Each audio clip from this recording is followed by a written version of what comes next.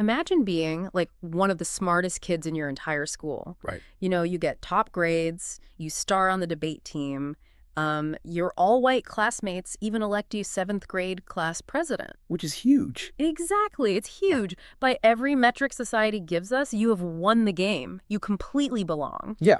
So why do you suddenly realize that the very people cheering for you, like, they don't even view you as a human being? It's a heavy question. It really is. And that's our mission today. We are doing a deep dive into one incredibly profound piece of source material that tackles this exact paradox. Unpacking Chapter 2. Right. Chapter 2, titled Mascot, from the Autobiography of Malcolm X. We're looking at how a seemingly well-meaning environment and just one casual conversation can fundamentally alter the trajectory of a person's entire life. But to do this properly, we really need to establish our analytical baseline here. Definitely. The source material we're looking at, it contains highly specific, very strong views on race, on integration, and American society. Right. And we should be clear with you, the listener, our purpose here isn't to endorse these views or, take political sides. Exactly. We are impartially unpacking Malcolm's original reflections exactly as they are presented in the text. Just laying it out. Right. We want you to thoroughly understand his perspective, his psychological journey, and really the mechanics of the world he was navigating at that time. Okay, let's unpack this. Because to understand the mechanics of that world, we have to look at the very limited options available to a 13-year-old black boy in Lansing, Michigan in 1937. Yeah, 1937 is a crucial year. It is, because this is the year Joe Louis knocks out James J. Braddock to become the heavyweight champion of the world. Right, the Brown Bomber. Yeah, and the text notes this cause like the greatest celebration of race pride that generation had ever known. Every young black boy wanted to be the next Joe Louis. Well, and it makes sense because boxing, alongside show business, it represented a cultural monopoly. Monopoly, yeah. Right. They were virtually the only fields open to black people at the time where they could achieve undeniable public success. It was the one place. Exactly. The boxing ring was this one isolated arena where a black man could physically defeat a white man and, not face fatal retaliation.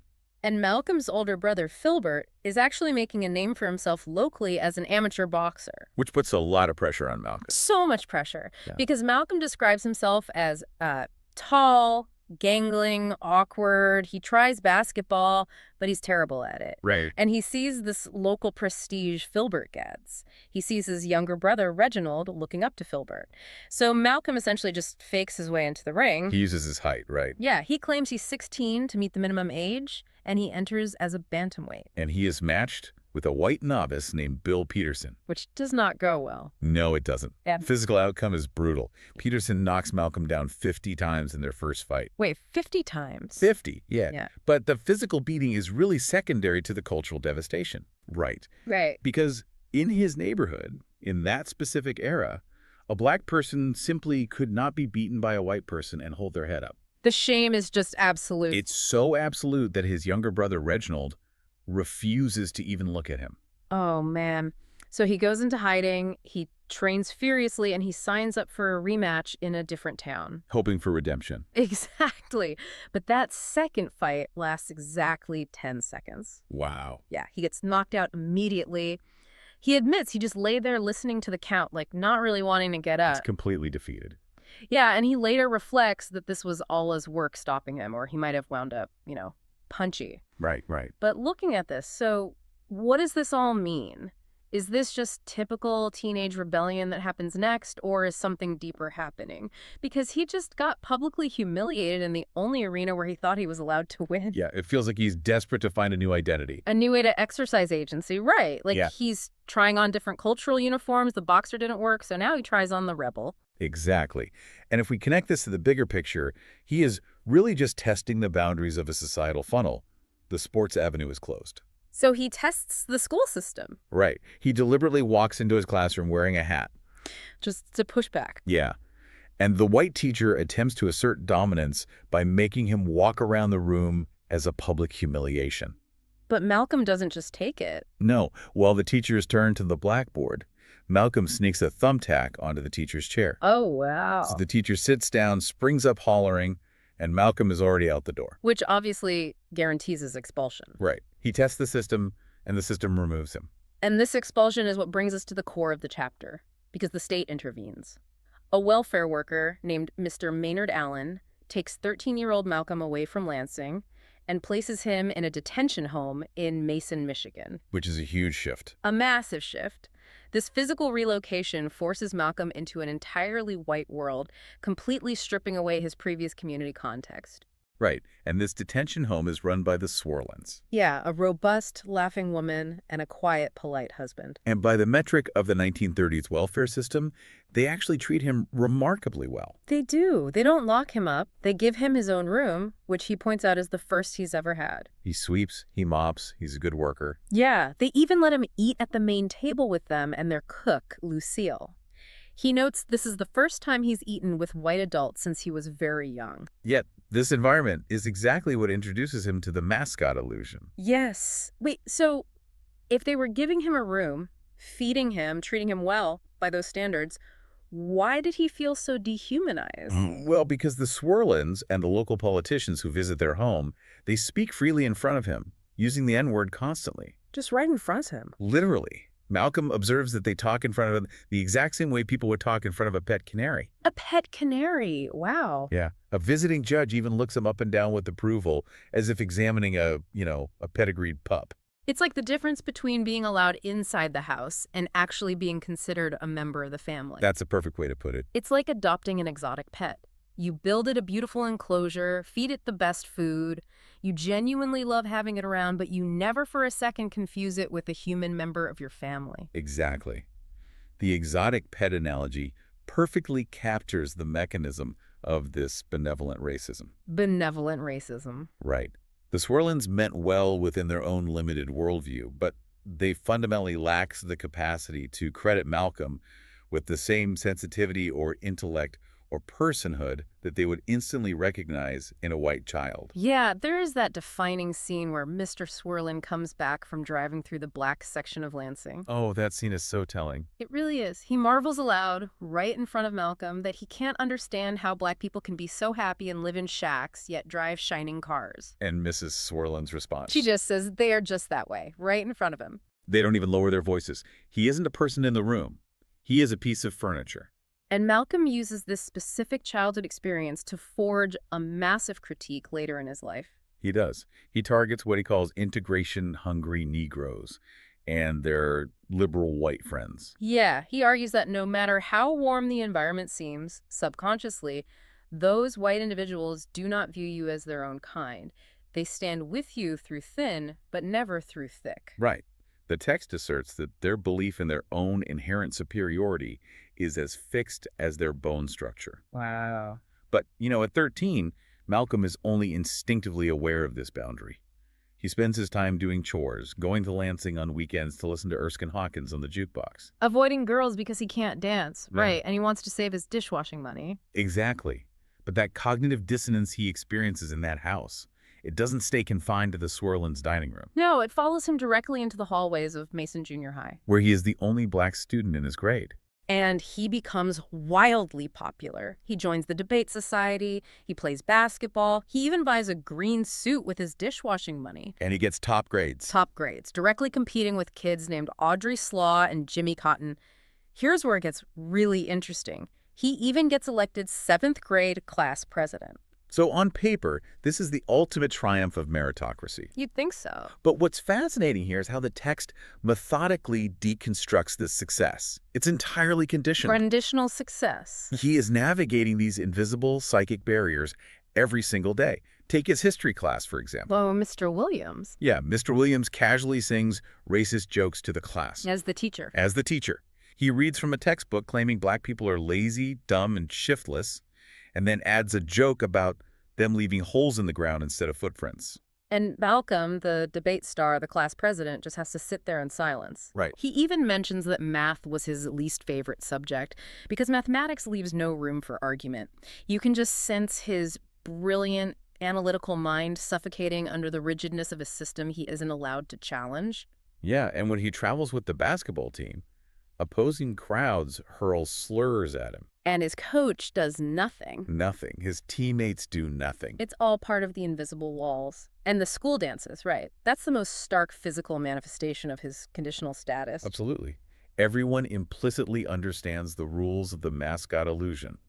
The mascot does not dance with the white girls. So Malcolm just stands by the wall, drinks punch, and invents excuses to leave early. Meanwhile, the white boys he hangs out with are relentlessly pushing him to proposition those same white girls, sometimes even their own sisters. Which is just, it's sickening. It is. They project deeply racist, hypersexualized tropes onto a 13-year-old kid. They assume Malcolm inherently knows more about sex than they do. Just because of his race. Exactly. And they want him to break the taboo so they can hold it over the girls' heads. And Malcolm survives this minefield by just adeptly changing the subject or laughing it off. He survives by erasing himself. Erasing himself, yeah. He explicitly admits in the text that during this period he didn't have much feeling about being black because he was trying so incredibly hard in every conceivable way to be white. He's the smartest kid in the room, the elected leader of his peers, and yet he looks at his own life and compares himself to a pink poodle. The pink poodle. A novelty. An entertaining diversion. He talks about sitting in the local movie theater watching Gone with the Wind, and when the caricatured black characters appear on screen, he feels this profound urge to just crawl under the rug. Because he is internalizing the contempt of his own classmates. Exactly. His popularity was just a function of him being non-threatening, staying strictly within the boundaries set by the white community. He was permitted to excel only because his excellence was viewed as a charming anomaly, not a challenge to the social order. Right. And he might have lived the rest of his life as that pink poodle, just carefully navigating those invisible boundaries. But then a visitor from Boston arrives. And completely shatters the Lansing paradigm. His half-sister, Ella. She travels from Massachusetts to visit the family. She is his father's daughter from a previous marriage. And she is a disruptive force. Totally. The text describes Ella as jet black, commanding, and unapologetically proud of her skin color. Which he notes was unheard of. Yeah, Malcolm notes that this specific type of racial pride was entirely unheard of among black people in Lansing at the time.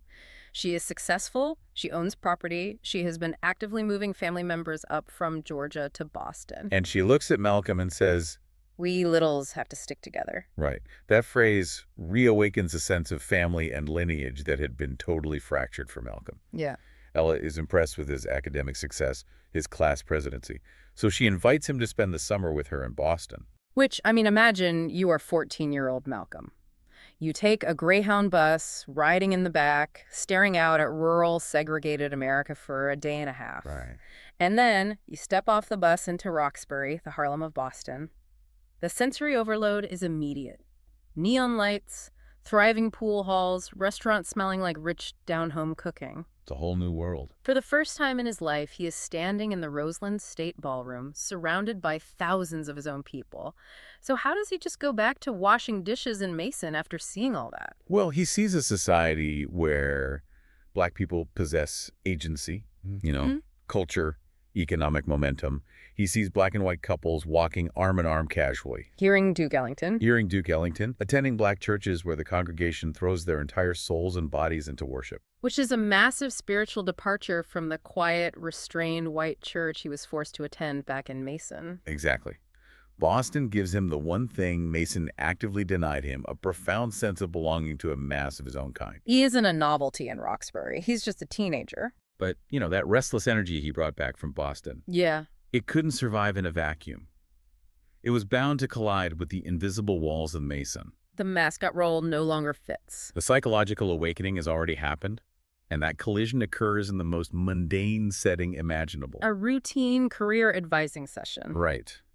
With his English teacher, Mr. Ostroski. And this is so crucial. The text is very careful not to paint Ostroski as a cartoon villain.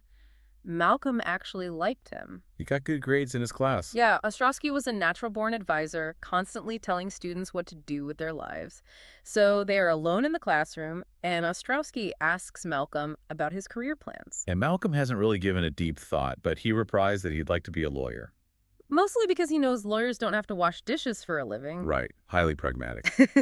But Ostroski leans back in his chair, clasps his hands behind his head, and delivers the line that changes history. He says, "Malcolm, one of life's first needs is for us to be realistic." He tells him that people like him, but a lawyer is no realistic goal for an N. And he pivots immediately, Wow. suggesting carpentry instead. You're good with your hands, right? Yeah, he assures him he would get all kinds of work. This moment is just a masterclass in systemic ceiling enforcement. Wow. Systemic ceiling enforcement. Ostrowski is executing benevolent racism. In his mind, he isn't crushing a child's dream. He thinks he is protecting a black boy from the disappointment of overstepping his designated place in the social hierarchy. But wait, so was Ostrowski trying to be cruel? This raises an important question about the nature of prejudice, actually. The text explicitly states Malcolm's belief that Ostrowski probably meant no conscious harm. He was just acting according to his nature as an American white man in that era. Exactly. But the horror of the moment isn't just the slur, it's the immediate, crushing context Malcolm realizes as he sits there. Because Ostrowski was actively encouraging white kids with far lower grades than Malcolm to become teachers, county agents, veterinarians, nurses. Malcolm knows he is intellectually superior to nearly all those white kids. But it fundamentally does not matter. The system dictates that a black carpenter is the maximum allowable success. Anything higher is a disruption of the natural order. It destroys the illusion of meritocracy completely. It proves that the success of his class presidency was a sham. A total sham. He realizes he will never be viewed as intelligent enough in their eyes to be what he wants because they do not evaluate his intelligence. They only evaluate his race. Malcolm writes, "It was then that I began to change inside. The psychological withdrawal is total. He physically struggles just to sit in Ostrowski's classroom after that. He stops tolerating the casual racism of his peers, too. When someone uses a slur, he just stops and stares at them until they become uncomfortable. He simply quits hearing it. He refuses to play the mascot. And the Swirlins notice the shift immediately, don't they? Oh, yeah. The entertaining pink poodle is gone. Mm. Mrs. Swirlin actually calls him into the living room, wipes her eyes, and asks him what's wrong. And he just says, nothing.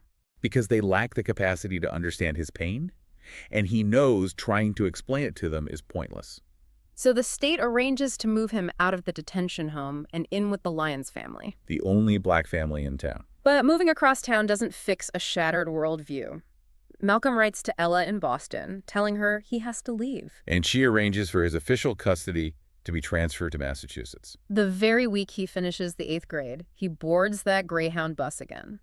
He leaves Michigan, the Swirlins, Mr. Ostrowski, and his entire childhood behind. He states in the text that no physical move in his life had more profound repercussions. Yeah. He meticulously lists what his fate likely would have been had he stayed in Lansing, marrying locally, working as a shoe shine boy at the state capitol. Or a waiter at the country club. Or, exactly as Ostrowski suggested, a carpenter. So we started this deep dive by talking about the script for success, the paradox of the class president who is entirely invisible. The tragedy of this chapter is what broke young Malcolm's heart. But I want to leave you, the listener, with a profound irony to mull over today, straight from Malcolm's own haunting reflection on this exact moment. It's a brilliant thought experiment. It is. What if Mr. Ostrowski had encouraged him to be a lawyer? The text explores that alternate timeline. Oh. Malcolm writes that he probably would have gone to law school. He would have become a highly successful, professional, brainwashed black Christian. He pictures himself sipping cocktails, palming himself off as a local community leader, all while begging for integration crumbs from the very two-faced people who secretly look down on him. Right. So here's the ultimate thought to take with you. Mr. Ostrowski delivered a deeply racist, dream-crushing piece of advice designed to keep a brilliant kid in his place. Yeah. But in doing so, did he inadvertently provide the exact catalyst necessary to create one of the 20th century's most powerful revolutionary voices? Ostrowski thought he was reinforcing the walls of the Mascot enclosure. He didn't realize he was handing Malcolm the sledgehammer to tear the whole building down.